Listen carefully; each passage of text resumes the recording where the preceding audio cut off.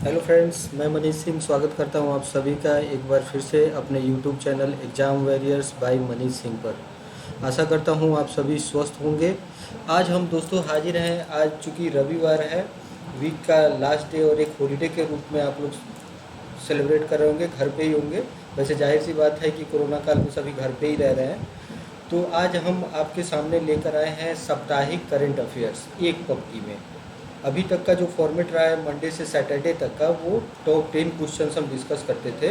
लेकिन हर संडे को हमने डिसाइड किया है कि आपको एक रेडी रेकनर टाइप चीज़ों से अवगत कराए, जिससे आप रैपिडली क्वेश्चंस को दोहरा सकें और वो आपको याद रह सके।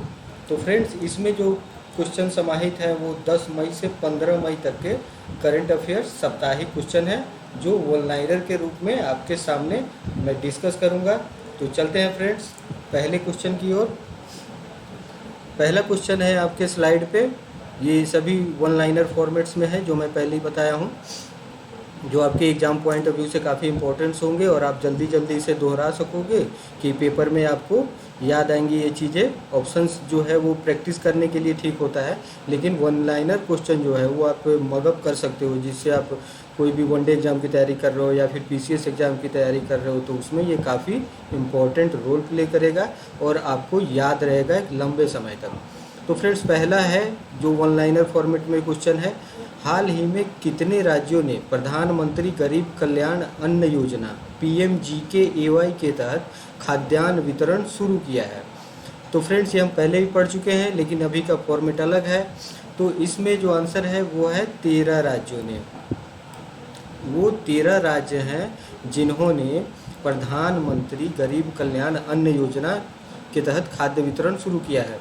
और इस योजना के तहत खाद्य वितरण इसलिए शुरू किया जा रहा है कि अभी जैसे कोरोना महामारी के दौर में सभी स्टेट्स में कहीं पे आंशिक रूप से लॉकडाउन लगा है, कहीं पे पूर्ण रूप से लॉकडाउन लगा है और तरह तरह से छूट भी दिया गया उसमें। तो इसमें सभी लोग, सभी की दिनचर्या अस्त व्यस्त हो चुकी है। खासकर वैसे वर्ग के लोग जो BPL परिवार के लोग होते हैं, जो बिलो पॉवर्टी लाइंस के अंतर्गत आते हैं, और उस तरह के लोग जो रोज़ दिहाड़ी मजदूरी करने वाले लोग हैं, उनको खाने के भी लाले पड़े हैं इस समय।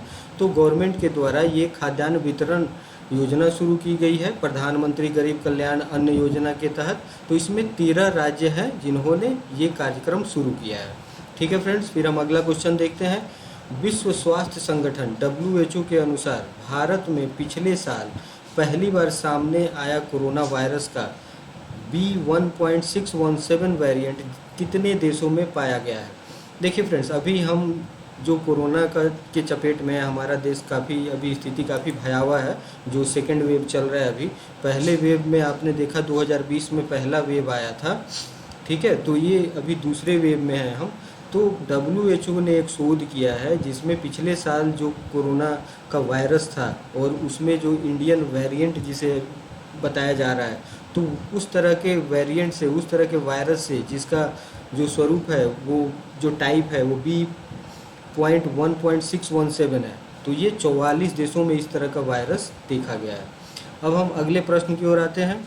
सुप्रीम कोर्ट के द्वारा ऑक्सीजन आपूर्ति में सुधार लाने के लिए गठित राष्ट्रीय कार्यबल में कितने सदस्य हैं? देखिए फ्रेंड्स, अभी आपने देखा कि विभिन्न राज्यों में, या फिर हम देश की राजधानी दिल्ली की बात करें तो वहाँ भी ऑक्सीजन की कमी देखने को मिली, जिसमें चारों तरफ अस्पतालों में अफरा तफरी का माहौल है। जितना ऑक्सीजन की मात्रा की ज़रूरत है उतनी पूर्ति नहीं हो पा रही है। तो इस तरह की देश में स्थिति जब देखने को मिली, हर जगह से इस तरह का न्यूज़ आने लगा, तो सुप्रीम कोर्ट इंटरवेन किया इस मैटर पे और उसने एक राष्ट्रीय कार्यबल गठित करने का निर्णय लिया और ऐसा आदेश दिया कि सभी एक राष्ट्रीय कार्यबल गठित करें। तो उसमें कितने सदस्य होंगे? तो यहाँ पे आंसर है आपके सामने 12 सदस्य। 12 सदस्यीय राष्ट्रीय कार्यबल की घोषणा की गई। अब अगले प्रश्न हम देखते हैं। वह देश जिसने कोविड-19 को लेकर एहतियाती कदम उठाते हुए 13 मई से भारत और अन्य दक्षिण एशियाई देशों के पर्यटकों का प्रवेश रोक दिया है। देखिए, जाहिर सी बात है फ्रेंड्स कि कोरोना महामारी की वजह से जैसे कि आम दिनचर्या लोगों का स्थगित हो गया है। जैसे कि आप कभी सुबह सुबह पार्क में जाते थे, जिम जाते थे, बच्चे स्कूल जाते थे, आप अपने दफ्तर जाते थे, ये सारी गतिविधियां जो है वो एक तरह से रुक सी गई है हर जगह। तो जो पर्यटक हैं वो विभिन्न देशों की यात्रा करते थे, तो वो टूरिस्ट और जो होते थे वो एक देश से दूसरी जगह की यात्रा करते थे अपने, जिनका जो पैशन है टूरिज्म का। तो इस तरह से यात्री हमारे देश में भी आते हैं और हमारे देश से भी लोग ओवरसीज़ या फॉरेन जाते हैं यात्रा करने के लिए। तो अभी वो देश जिसने 13 मई से भारत और अन्य साउथ एशियन कंट्रीज़ के पर्यटकों पर रोक लगा दिया है, तो वो कौन सा है फ्रेंड्स? तो वो है मालदीव। मालदीव ने रोक लगा दी है 13 मई से भारत सहित अन्य दक्षिण एशियाई देशों के पर्यटकों पर। ठीक है फ्रेंड्स, अब हम अगले स्लाइड की ओर बढ़ते हैं। अगला स्लाइड है आपके स्क्रीन पे। देखिए पहला क्वेश्चन है इसमें, हाल ही में किस देश ने 12 से 15 वर्ष आयु वर्ग के बच्चों के लिए फाइजर बायोएनटेक कंपनी की कोविड वैक्सीन को मंजूरी दे दी है? देखिए अभी तरह तरह की जो कंपनियां हैं दवा बनाने की, अलग अलग सी कंपनियां हैं, वो सब कोविड-19 की वैक्सीनेशन को उपलब्ध कराने के लिए एड़ी चोटी एक करके रखी है। तो उसमें एक बड़ा ही सम्मानित नाम है फाइजर बायोएनटेक कंपनी का। तो अभी वह कौन सा देश है क्वेश्चन के हिसाब से अगर हम देखें तो 12 से 15 वर्ष आयु वर्ग के बच्चों के लिए अभी मंजूरी दी गई है जहां फाइजर के वैक्सीन को देने के लिए। तो फ्रेंड्स आपका आंसर होगा अमेरिका। अमेरिका में 12 से 15 वर्ष के आयु वर्ग के बच्चों के लिए फाइजर बायोएनटेक कंपनी की वैक्सीन को मंजूरी दे दी गई, ये आपको याद रखना है। फिर हम अगले प्रश्न की ओर बढ़ते हैं friends. Drugs controller general of India DCGI ने 2 से 18 साल के उम्र के बच्चों के लिए जिस वैक्सीन के ट्रायल को दूसरे और तीसरे चरण के लिए मंजूरी दे दी है। देखिए अभी हम अमेरिका की बात कर रहे थे, अब हम इंडिया की बात करें, जो एक शीर्ष संगठन है ड्रग्स कंट्रोल करने की, जो दवाओं के जो भी मैन्युफैक्चरिंग से ड्रग से रिलेटेड जो भी डील्स हैं और एक्टिविटीज़ हैं उन पे ये मॉनिटरिंग करती है DCGI। तो उसने अभी हाल ही में मंजूरी दी है 2 से 18 साल के बच्चों के लिए उन्हें वैक्सीन दिया जा सकता है दूसरे और तीसरे ट्रायल में, दूसरे और तीसरे चरण में इसे मंजूरी दे दी गई है। तो वो वैक्सीन कौन सा है? तो ये आपको याद रखना है, कोवैक्सीन। कोवैक्सीन को मंजूरी दी गई है। ठीक है फ्रेंड्स, अब हम अगले प्रश्न की ओर बढ़ते हैं। ICC टेस्ट टीम रैंकिंग का वार्षिक अपडेट जारी होने पर यह कौन सी टीम है जो 121 रेटिंग अंकों के साथ प्रथम स्थान पे है? तो फ्रेंड्स आपको पता होगा जैसे ICC जो क्रिकेट की शीर्ष ऑर्गेनाइजेशन है, शीर्ष संस्था है, जो पूरे विश्व में क्रिकेट खेल से संबंधित जो भी गतिविधियां होती हैं उस पर ये नज़र रखती हैं। तो ये समय समय पे एक वार्षिक, अर्धवार्षिक और इस तरह की रिपोर्ट जारी करती है जिसमें टीमों को, हर देश के टीमों को एक रैंकिंग दी जाती है, उनकी एक रेटिंग दी जाती है उनके परफॉर्मेंस के आधार पे। तो अभी 121 रेटिंग अंकों के साथ जो शीर्ष स्थान पर काबिज है वो है भारत। ठीक है फ्रेंड्स, भारत है शीर्ष स्थान पर।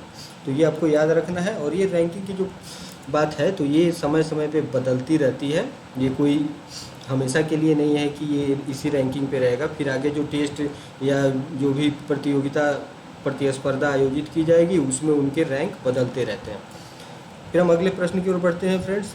BCCI ने भारतीय महिला क्रिकेट टीम के नए मुख्य कोच के रूप में किसे नियुक्त किया है? तो फ्रेंड्स यहाँ पे देखेंगे आप, रमेश पवार का नाम है। BCCI ने हाल ही में रमेश पवार को, तो ये रमेश पवार कौन थे? रमेश पवार जो हैं वो ऑफ स्पिनर थे, पहले इन्होंने भारत का प्रतिनिधित्व किया है जिसमें ये खासकर एक बॉलर थे, ऑफ स्पिनर। इन्होंने काफ़ी अपनी क्षमता दिखाई, खेलों में अच्छा प्रदर्शन किया। तो ये क्वेश्चन जो है वो वनडे एग्जाम्स के लिए काफ़ी इंपॉर्टेंट है फ्रेंड्स, जो आपको याद रखना है कि भारतीय महिला क्रिकेट टीम के मुख्य कोच कौन है, तो वो आपको ध्यान रखना है, रमेश पवार। ठीक है फ्रेंड्स, अब हम अगले स्लाइड की ओर बढ़ते हैं। अगले स्लाइड में हम क्वेश्चन की ओर बढ़ते हैं।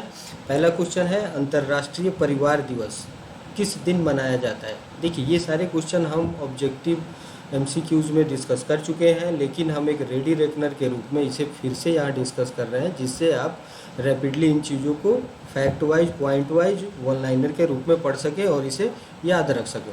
तो अंतर्राष्ट्रीय परिवार दिवस कब मनाया जाता है? तो फ्रेंड्स यहाँ पे आंसर दिया है आपके स्क्रीन पे, 15 मई। तो 15 मई को अंतर्राष्ट्रीय परिवार दिवस के रूप में मनाया जाता है। और हमने पहले भी डिस्कस किया था, मैंने आपको बताया था कि कोई भी दिवस अगर मनाया जाता है तो उस खास दिन के प्रति एक जागरूकता चलाने के लिए और लोगों को अवगत करने के लिए कि उस दिन की वजह से उस विषय वस्तु का संरक्षण हो सके। तो परिवार दिवस मनाने के पीछे क्या क्या लॉजिक है कि हम धीरे धीरे संयुक्त परिवार की ओर से एकल परिवार की ओर बढ़ रहे हैं, न्यूक्लियर फैमिली को बढ़ावा दे रहे हैं। तो वो संयुक्त परिवार की जो प्रामाणिकता थी वो आज के दौर में धीरे धीरे ख़त्म होती जा रही है, तो उसे बचा के रखने की ज़रूरत है, उसे संरक्षित करने की ज़रूरत है। ठीक है फ्रेंड्स, अब हम अगले क्वेश्चन की ओर देखते हैं। संयुक्त राष्ट्र प्रमुख ने जाने माने किस ब्रिटिश राजनयिक को संयुक्त राष्ट्र की मानवीय मामलों की एजेंसी का प्रमुख नियुक्त किया है? देखिए, संयुक्त राष्ट्र जो संस्था है वो पूरे विश्व के जितने भी देश हैं उसके सदस्य के रूप में जुड़े रहते हैं। तो वो विभिन्न मामलों में वो सभी पहलुओं की जांच करती है, देखती है कि कहीं पे जो मतलब चीज़ें हैं वो सही से चल रही हैं कि नहीं, उनका इम्प्लीमेंटेशन हो रहा है कि नहीं। तो यहाँ पे मानवीय मामलों की एजेंसी का प्रमुख किसे नियुक्त किया गया है? तो यहाँ पे आंसर आपके सामने है, आपकी स्क्रीन पे, मार्टिन ग्रिफिथ्स। आपको याद रखना है मार्टिन ग्रिफिथ्स, जिन्हें संयुक्त राष्ट्र प्रमुख मानवीय मामलों की एजेंसी का प्रमुख नियुक्त किया गया है। ठीक है फ्रेंड्स, अब हम अगले प्रश्न की ओर बढ़ते हैं। किस देश के जनसंख्या विशेषज्ञों का कहना है कि भारत जल्द ही दुनिया की सर्वाधिक आबादी वाला देश बन सकता है? देखिए, ये एक अनुमान है एक तरह से कि भारत जल्द ही दुनिया का सर्वाधिक आबादी वाला देश बन सकता है। तो फ्रेंड्स, आपको जैसे कि पता है कि भारत की जो अभी आबादी है वो 1.38 करोड़ के आसपास है, मतलब 1 अरब 38 करोड़ के आसपास है। और चाइना की जो जनसंख्या है वो सबसे शीर्ष स्थान पर है और वो है 1 अरब 41 करोड़ के आसपास। तो ये चाइना के ही जनसंख्या विशेषज्ञ हैं जिन्होंने ये प्रोजेक्ट किया है, ये आंकड़ा, कि जल्द ही भारत विश्व का सबसे बड़ा आबादी वाला देश बन जाएगा। जैसे कि अभी जो विशेषज्ञों की राय है उससे सुनने में आ रहा है कि 2027 तक भारत विश्व का सबसे अधिक जनसंख्या, सर्वाधिक आबादी वाला देश बन जाएगा। तो फ्रेंड्स देखिए, यहाँ पे कोई परिवार नियोजन की जो बात हम करते हैं तो यहाँ पे कोई वैसा ठोस नियम कानून नहीं बनाया गया है जिससे इस पे हम जनसंख्या पे मॉनिटरिंग कर सकें और देख सकें कि मतलब उस पे कि लोगों को कि एक पाबंदी हो, एक लिमिटेशन हो कि कितनी जनसंख्या रखनी है हमें। तो ये सभी के विवेक पे डिपेंड करता है। वैसे भारत सरकार समय समय पे जागरूकता फैलाने के लिए तरह तरह के मीन्स का यूज करती है जिससे लोगों को अवेयर किया जाता है। ठीक है फ्रेंड्स, तो आने वाले वर्षों में भारत की जनसंख्या सर्वाधिक हो जाएगी, आने वाले 6-7 वर्षों में, अगर यही गति रही तो। अभी जैसे कि 2021 चल रहा है तो सेंसस का एक तरह से आप देखो तो प्रत्येक 10 साल पे जो हम सेंसस वो करते हैं, देश में ऑर्गेनाइज करते हैं, तो कोरोना महामारी की वजह से इस बार सेंसस में डिले हो रहा है। और ये भविष्य की बात है कि ये कब ये काउंटिंग शुरू होगी और सेंसस का प्रक्रिया जो है वो पूरा किया जा सकेगा। ठीक है फ्रेंड्स, अब हम अगले प्रश्न की ओर बढ़ते हैं। केंद्र सरकार ने अत्याधुनिक रसायन सेल ACC बैटरी के विनिर्माण को बढ़ावा देने हेतु कितने करोड़ रुपए के अनुमानित व्यय की उत्पादन से जुड़ी प्रोत्साहन योजना को मंजूरी दे दी है? तो देखिए फ्रेंड्स, यहाँ पे अत्याधुनिक रासायनिक सेल, ये ACC जो बैटरियाँ होती है ये एडवांस सेल होती है, एडवांस केमिकल सेल्स होती है, जो बड़े बड़े उद्योग धंधों में, जैसे कि आप देखोगे कि मोटर गाड़ी बनाने वाले जो कंपनियां हैं जहाँ पे कारें बनाई जाती हैं, बड़े बड़े प्रोजेक्ट्स जहाँ पे होते हैं, जहाँ पे भारी मात्रा में बिजली की आवश्यकता होती है, तो वहाँ पे इस तरह का डील इसलिए किया गया है कि ये जो मैन्युफैक्चरिंग हो उसमें कॉस्ट कटिंग भी हो सके और एक एडवांस लेवल की बैटरी हम यूज कर सके, जिससे हम वैश्विक जो परिदृश्य है उसमें हम प्रतियोगिता जो है उसमें हम भाग ले सके और कड़ी टक्कर दे सके। तो इसमें देखेंगे कि कितने करोड़ रुपए की अनुमानित व्यय का प्रावधान किया गया है। तो ये है 18,100 करोड़ रुपए का अनुमानित व्यय का प्रावधान है। ठीक है फ्रेंड्स, अब हम अगले स्लाइड की ओर पढ़ते हैं। आप इन प्रश्नों को एक रैपिडली याद रखना है जो आपके एग्जाम्स के लिए काफ़ी इंपॉर्टेंट है, इसलिए हम सप्ताह के अंत में लाए हैं ये साप्ताहिक प्रश्न एक पंक्ति में, जिसमें आप वन लाइनर के रूप में पढ़ेंगे। ठीक है फ्रेंड्स, अब हम अगले स्लाइड्स की ओर बढ़ते हैं। अगला स्लाइड का पहला क्वेश्चन क्या है? भारतीय मूल की किस वैश्विक पोषण विशेषज्ञ डॉक्टर को वर्ष 2021 का विश्व खाद्य पुरस्कार मिला है? तो वो कौन है? तो इनका नाम है, आपकी स्क्रीन पे दिख रहा है फ्रेंड, डॉक्टर शकुंतला हरक सिंह थिल्स्टेड, इनका नाम है।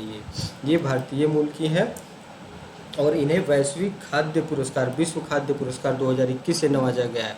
फ्रेंड्स, ये जो खाद्य पुरस्कार देने की जो परंपरा है, ये फूड ऑर्गेनाइजेशन, ये FAO जो है वर्ल्ड लेवल पे, वो ये पुरस्कार देता है। और ये पहला पुरस्कार जो विश्व खाद्य पुरस्कार दिया गया था वो नॉर्मन बोरलॉग को दिया गया था। आप नाम बखूबी जानते होंगे उनका, वो हरित क्रांति के जनक माने जाते थे, सूत्रधार माने जाते थे, तो उन्हें ये पहला पुरस्कार दिया गया था। और अभी हाल ही में 2021 में किसे दिया गया है? तो डॉक्टर शकुंतला हरक सिंह थिल्स्टेड को। ये आपको याद रखना है, ये काफ़ी इंपॉर्टेंट क्वेश्चन है, ये PCS एग्जाम्स या बैंक, रेलवे, वनडे एग्जाम्स में पूछा जा सकता है। अब हम अगले प्रश्न की ओर बढ़ते हैं फ्रेंड्स। नोमुरा ने चालू वित्त वर्ष 2021-22 के लिए भारत के GDP विकास अनुमान को 12.6% के पिछले अनुमान से घटाकर कितने प्रतिशत तक कर दिया है?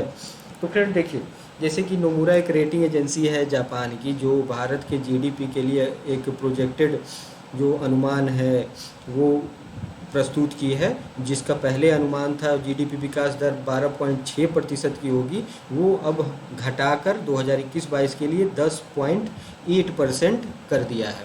तो ये जाहिर सी बात है फ्रेंड्स, ये जो रेटिंग एजेंसियां हैं, जैसे कि और भी आपने नाम सुना होगा, मूडीज़ हैं, क्राइसिल हैं, वर्ल्ड बैंक है, स्टैंडर्ड एंड पुअर्स है, तो ये सब समय समय पे एक अनुमान व्यक्त करती हैं विभिन्न देशों के प्रति कि इनकी GDP में कैसा विकास रहेगा एक वित्त वर्ष में। तो यहाँ पे आप देखेंगे फ्रेंड्स कि एक वैश्विक महामारी का दौर अभी चल रहा है पूरे विश्व में, तो इसमें हम, ये जाहिर सी बात है कि विश्व की अर्थव्यवस्था जो है वो एक चरमरा सी गई है और एक स्टेग्नेशन का फेज चल रहा है। तो जो विकास का अनुमान है GDP का वो कम ही होगा। ठीक है फ्रेंड्स, तो हम अगले क्वेश्चन की ओर बढ़ते हैं। भारत और किस देश की नौसेना ने हाल ही में दक्षिण अरब सागर में पैसेज एक्सरसाइज, पैसेज या पैसेक्स आप बोल सकते हो, का आयोजन किया गया? भारत और किस देश के बीच?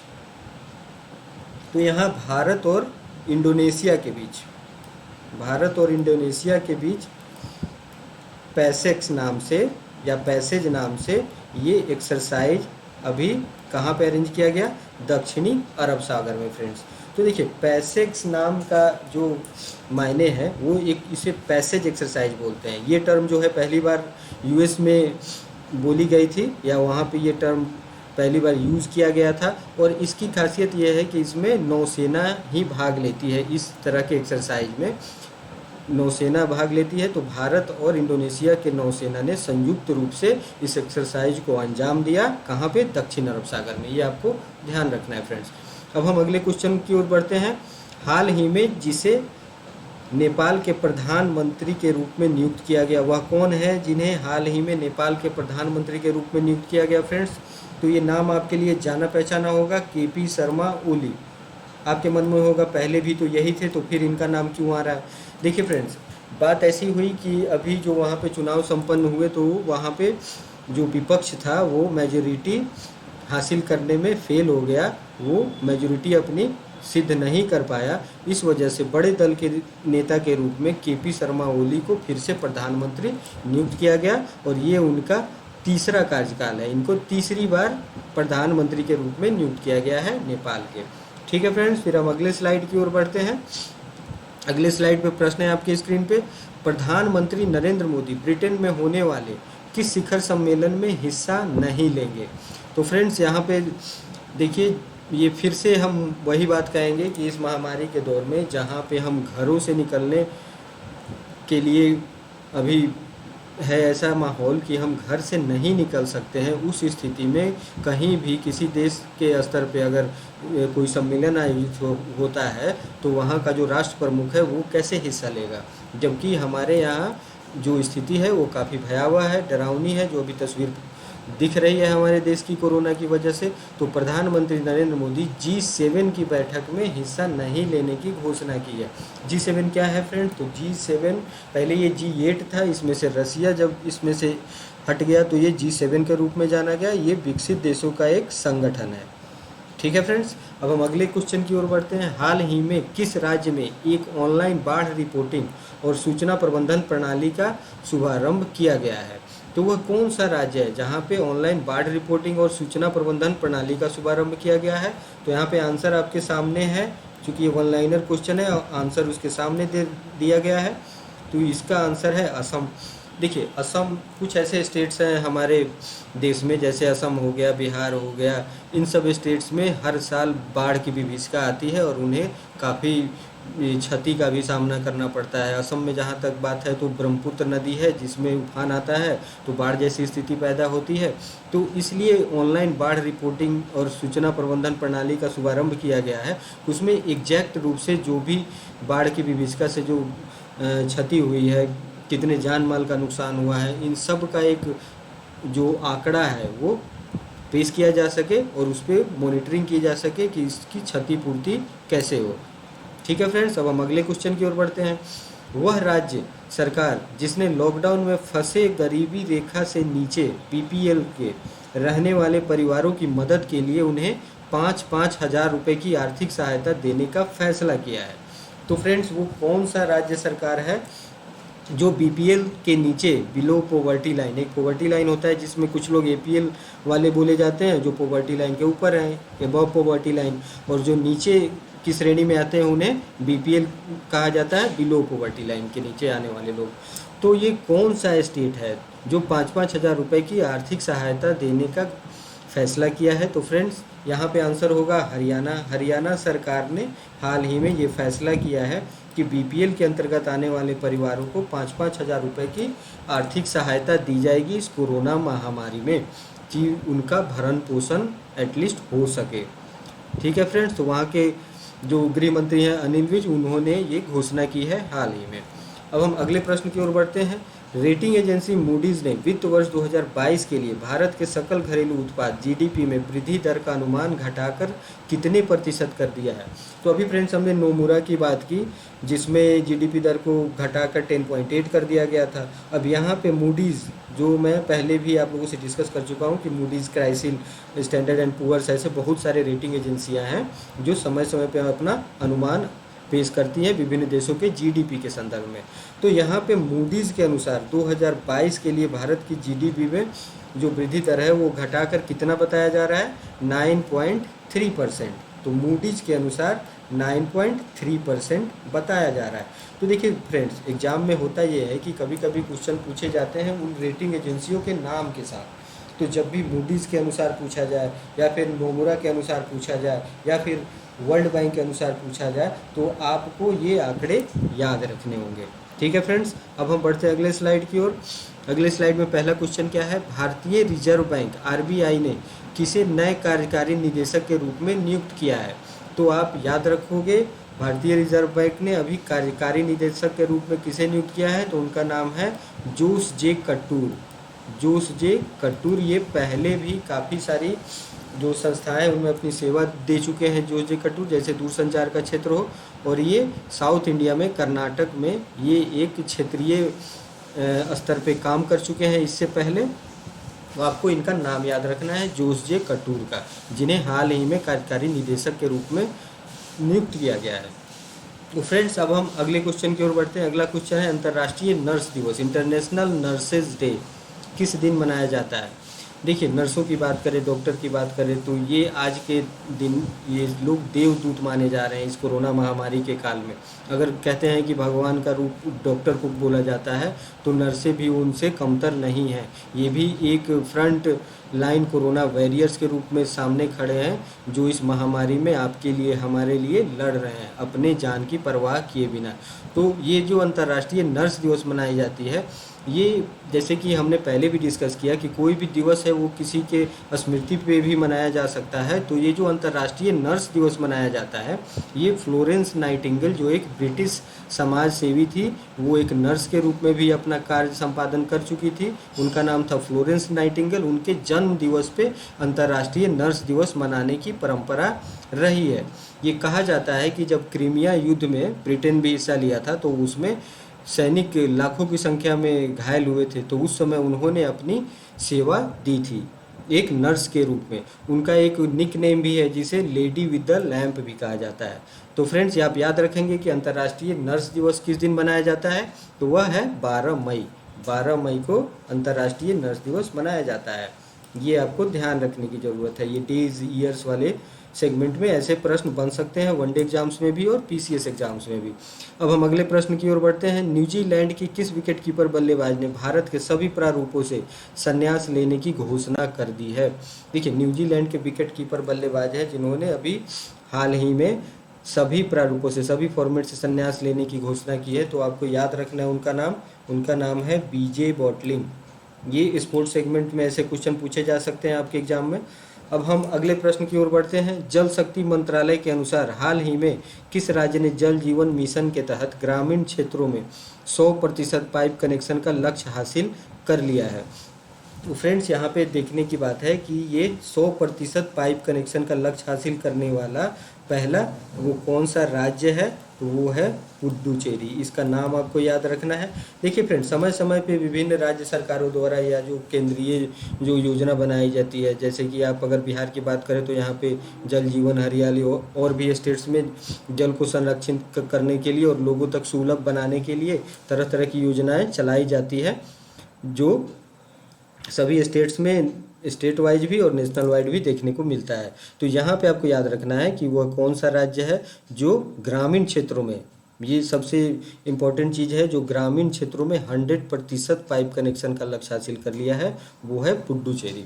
ठीक है फ्रेंड्स, अब हम अगले स्लाइड की ओर बढ़ते हैं। अगला स्लाइड में पहला क्वेश्चन है आपके सामने, राष्ट्रीय प्रौद्योगिकी दिवस किस दिन मनाया जाता है? तो ये राष्ट्रीय प्रौद्योगिकी दिवस मनाया जाता है 11 मई को। ये आपको डेट याद रखना है। ये डेट से रिलेटेड क्वेश्चंस हैं जो पूछे जाते हैं एग्जाम्स में, तो आपको 11 मई याद रखना है फ्रेंड्स। अब हम अगले क्वेश्चन को देखते हैं। हाल ही में ट्विटर ने कोरोना से लड़ने के लिए भारत को कितने डॉलर सहायता राशि के रूप में देने की घोषणा की है? देखिए, ट्विटर, फेसबुक, इंस्टाग्राम, ये आपने टेलीग्राम, ये सब नाम सुना होगा। ये सब क्या है? सोशल मीडिया प्लेटफॉर्म है जो जिस पे लोग सक्रिय रहते हैं, जो विश्व स्तर पे जो भी गतिविधियां चल रही है उनसे एक दूसरे को अवगत कराने के लिए एक अच्छा प्लेटफॉर्म माना जाता है। तो हमारे यहाँ भी काफ़ी लोग ट्विटर से जुड़े हुए हैं, आप भी जुड़े होंगे, मैं भी जुड़ा हुआ हूँ। तो अभी हाल ही में ट्विटर ने कितने डॉलर की सहायता राशि देने की घोषणा की है? तो आपको याद रखना है, ये एक डेटा बेस्ड क्वेश्चन है। 15 मिलियन डॉलर, 15 मिलियन डॉलर देने की घोषणा की है।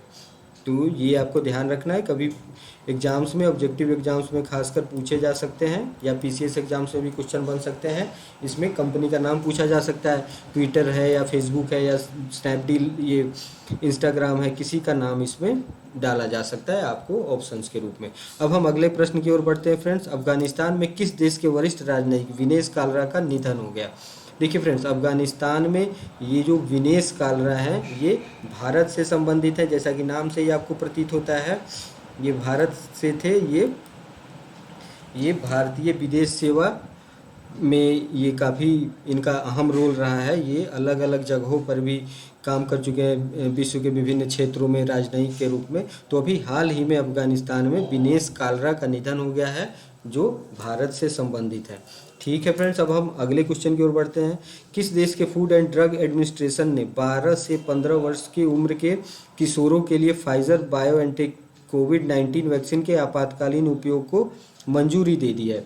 तो देखिए, अभी हमने ये क्वेश्चन डिस्कस किया था कि 12 से 15 वर्ष की उम्र के बच्चों को फाइजर बायोएनटेक कोविड-19 वैक्सीन के उपयोग को मंजूरी देने वाला देश कौन है? तो वो है अमेरिका। ये आपको ध्यान रखना है, इस देश का नाम अमेरिका है। ठीक है फ्रेंड्स, अब हम अगले स्लाइड की ओर बढ़ते हैं। अगले स्लाइड में पहला क्वेश्चन है आपके सामने। राष्ट्रीय सांख्यिकी ब्यूरो के अनुसार चीन की जनसंख्या पिछले एक दशक में 72 मिलियन बढ़कर से कितनी हो गई है? देखिए, जनसंख्या से रिलेटेड क्वेश्चन अभी हमने पिछले स्लाइड में पढ़ा था। तो यहाँ पे एक तथ्य है कि चीन की जनसंख्या अभी हाल ही में कितनी हो गई है राष्ट्रीय सांख्यिकी ब्यूरो के अनुसार? तो वो है 1 अरब 41 करोड़ के आसपास। ये आपको याद रखना है। अब हम अगले प्रश्न की ओर बढ़ते हैं फ्रेंड। किस अभिनेता को उनकी शॉर्ट फिल्म हैप्पी बर्थडे के लिए न्यूयॉर्क इंटरनेशनल फिल्म फेस्टिवल में सर्वश्रेष्ठ अभिनेता के अवार्ड से सम्मानित किया गया है? तो न्यूयॉर्क फिल्म फेस्टिवल में किसे सर्वश्रेष्ठ अभिनेता के रूप में सम्मानित किया गया है, किस कैटेगरी में, शॉर्ट फिल्म कैटेगरी में, और उस फिल्म का नाम है हैप्पी बर्थडे। ये आपको याद रखना है, हैप्पी बर्थडे एक शॉर्ट फिल्म है जिसमें किसे सर्वश्रेष्ठ अभिनेता के रूप में सम्मानित किया गया है, तो उनका नाम है अनुपम खेर। ये काफ़ी जाना पहचाना नाम है भारतीय फिल्म जगत में, और ये काफ़ी मंझे हुए कलाकार माने जाते हैं। अब अगला प्रश्न है आपके सामने, वह प्रसिद्ध टेनिस खिलाड़ी जिसको Laureus world sportsman of the year 2021 award से सम्मानित किया गया है। तो फ्रेंड्स ये आपको याद रखने की ज़रूरत है, ये है फ्रेंच खिलाड़ी राफेल नडाल, जिन्हें लाल बजरी का बादशाह भी कहा जाता है। तो इन्हें दिया गया है Laureus sportsman of the year 2021 का अवार्ड। अब हम अगले प्रश्न की ओर बढ़ते हैं। अंतर्राष्ट्रीय क्रिकेट परिषद आईसीसी ने पाकिस्तान के किस खिलाड़ी को अप्रैल महीने का बेस्ट क्रिकेटर चुना है? तो वो कौन सा पाकिस्तानी खिलाड़ी है जिसे अप्रैल महीने में बेस्ट क्रिकेटर के रूप में चुना गया? तो उसका नाम फ्रेंड्स आपको याद रखना है, उनका नाम है बाबर आजम। बाबर आजम को अप्रैल महीने का सर्वश्रेष्ठ खिलाड़ी चुना गया है। अभी हाल ही में इनका काफ़ी शानदार प्रदर्शन देखा गया अप्रैल महीने में, तो इस वजह से इनकी रैंकिंग में उछाल आया और ये बेस्ट क्रिकेटर के रूप में चुने गए। अब हम अगले स्लाइड की ओर बढ़ते हैं फ्रेंड्स। अगला स्लाइड का पहला क्वेश्चन है आपकी स्क्रीन पे, सऊदी अरब ने हाल ही में भारत और किस देश से मसले सुलझाने के लिए वार्ता का आह्वान किया है? तो देखिए, सऊदी अरब अभी हाल ही में पाकिस्तान से मसले सुलझाने के लिए भारत से वार्ता का आह्वान किया है। देखिए, ये कोई नई बात नहीं है कि हम पाकिस्तान से वार्ता का शुभारंभ करेंगे। इसके पहले भी बहुत सारे ऐसे अवसर आ चुके हैं जब भारत अपने तरफ से पाकिस्तान को एक दोस्ती का हाथ बटाया है, चाहे वो एक दिल्ली लाहौर बस सेवा के रूप में हो या फिर ट्रेन सेवा के रूप में हो, या वो तो समझौता एक्सप्रेस हो। इस तरह की बहुत सारी चीज़ें, ट्रैक टू डिप्लोमेसी का हम लोग प्रयोग करके पाकिस्तान के सामने दोस्ती का हाथ बढ़ाया है। लेकिन अंततः देखा ये जाता है कि पाकिस्तान एक आतंकवाद प्रायोजित राष्ट्र है और वो अपने इन हरकतों से बाज नहीं आता है। तो हाल ही में किसने इस तरह के मसले सुलझाने के लिए, बातचीत के लिए वार्ता का आह्वान किया है? तो वो है सऊदी अरब, जो भारत और पाकिस्तान की वार्ता सुलझाने का आह्वान किया है।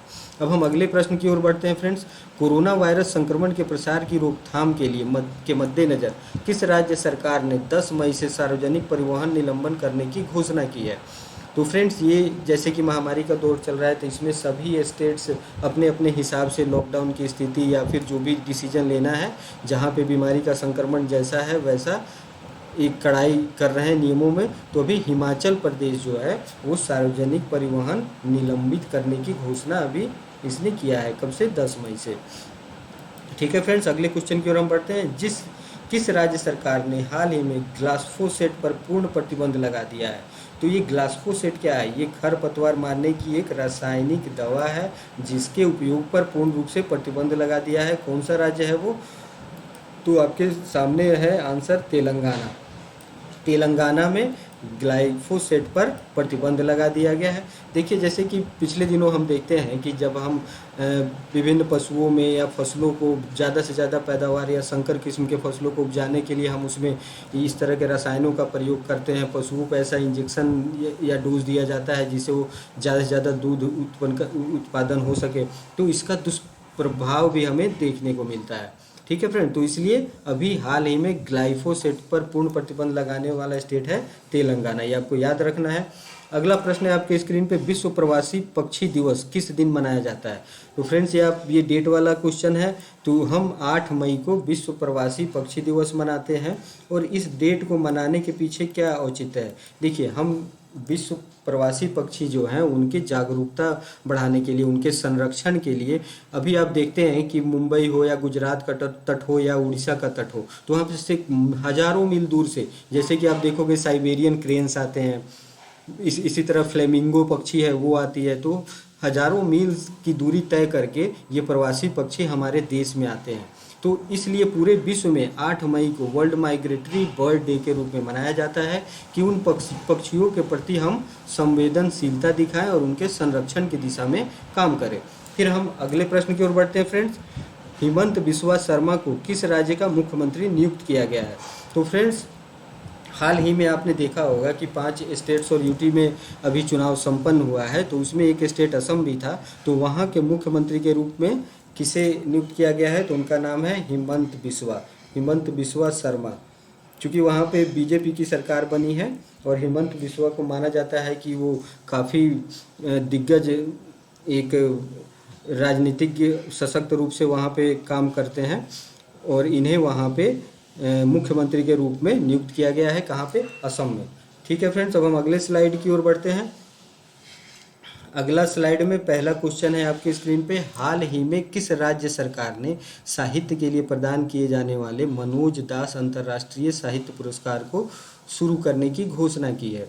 तो ये आपको याद रखना है फ्रेंड्स कि ये मनोज दास अंतर्राष्ट्रीय साहित्य पुरस्कार की घोषणा शुरू की गई है किस स्टेट के द्वारा? तो वो है उड़ीसा के द्वारा। ये आपको स्टेट का नाम याद रखना है और इस पुरस्कार का भी नाम याद रखना है।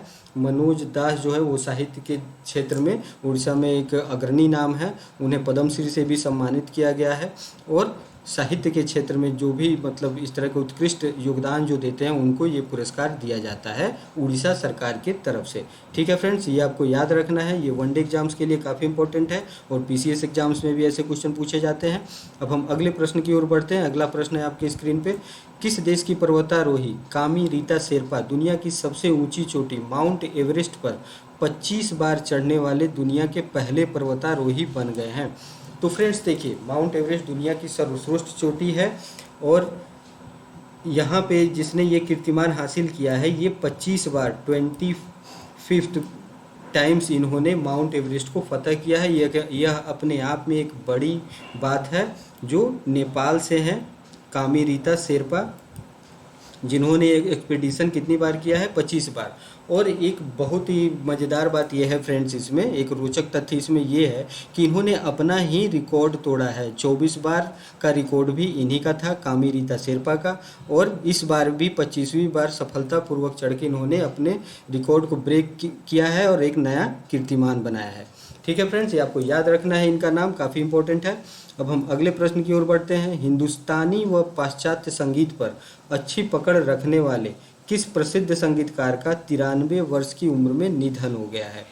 तो फ्रेंड्स यहाँ पे हिंदुस्तानी व पाश्चात्य संगीतकार ये भारतीय सिनेमा जगत से संबंधित ये शख्स हैं, ये जो शख्सियत हैं, ये हिंदुस्तानी और वेस्टर्न संगीत दोनों पे ये समान रूप से इनकी पकड़ थी। इन्होंने बहुत सारे ऐसे हिट मूवीज़ रहे जिनमें इन्होंने अपना संगीत दिया है और इनका नाम क्या है? तो इनका नाम है वनराज भाटिया और इनकी 93 वर्ष की अवस्था में अभी हाल ही में मृत्यु हो गई है। तो सिनेमा जगत में इनका काफ़ी सराहनीय योगदान है और ये दोनों संगीत के फॉर्मेट्स में हिंदुस्तानी में मतलब इंडियन और वेस्टर्न दोनों में अच्छी पकड़ रखने वाले संगीतकार थे, जिन्होंने सफलतम रूप से काफ़ी सारे हिट फिल्मों में संगीत दिया। और एक भारत की खोज, एक आपको याद होगा कि भारत की खोज एक टीवी सीरियल चला करता था, तो उसमें भी इन्होंने ही अपना संगीत दिया था। तो फ्रेंड्स, मैं आशा करता हूं कि आज के जो प्रश्नों के संग्रह हमने किया वन लाइनर के रूप में, इसे आपने काफ़ी पसंद किया होगा और यह आपके आने वाले एग्ज़ाम में काफ़ी इम्पोर्टेंट रोल प्ले करेगा। आपको एक रेडी रेकनर के रूप में इन चीज़ों को जल्दी से पढ़ना है और याद रखना है फैक्ट्स को। बाकी हम फिर मंडे से सैटरडे तक एमसीक्यू के फॉर्मेट में हम टॉप 10 करंट अफेयर्स लेके फिर से हाजिर होंगे। और इन्हीं शब्दों के साथ मैं आपसे विदा लेना चाहूँगा। आप स्वस्थ रहें, सुरक्षित रहें और मास्क लगा कर रहें जब भी बाहर निकलें। धन्यवाद।